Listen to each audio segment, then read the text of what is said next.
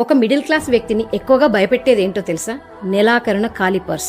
Month ending లో purse open చేస్తే అందులో కరెన్సీ కంటే ఎక్కువ కష్టాలే ఉంటే అది నిజమైన మిడిల్ క్లాస్ వ్యక్తి ఫోటోగ్రాఫ్. శాలరీ వచ్చిన రోజు హ్యాపీగా ఉంటారు. మొదటి వారంలోనే rent, current bill, EMI, school fees అన్ని క్లియర్ చేస్తారు. తరువాత గ్రోసరీస్, మెడిసిన్, పెట్రోల్ కోసం ఇంకొంచెం ఖర్చు అవుతుంది. ఇంకా రిలేటివ్స్, షాపింగ్స్, పార్టీస్ మీ పర్స్ ని స్లోగా ఎంప్టీ చేస్తాయి. మంత్ ఎండింగ్ కి క్యాలిక్యులేషన్స్ తప్ప క్యాష్ ఉండదు. దీనికి కారణం ప్లానింగ్ లేకుండా శాలరీ వచ్చిన 2-3 డేస్ లోనే మొత్తం ఖర్చు చేయడం, పక్క వాళ్ళలా ఉండాలనుకోవడం, ఎమర్జెన్సీ ఫండ్ లేకపోవడం.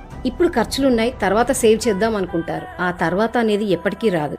అందుకే మీ శాలరీ వచ్చిన 24 అవర్స్ లోనే 10-20% సేవ్ చేయండి. అవసరం ముందు, కోరిక తర్వాత. ఈ రూలే ఫాలో అవ్వండి. నెలకి కొంచెమైనా ఎమర్జెన్సీ ఫండ్ కోసం పక్కన పెట్టుకోండి. పర్స్ మన పరిస్థితిని చూపిస్తుంది.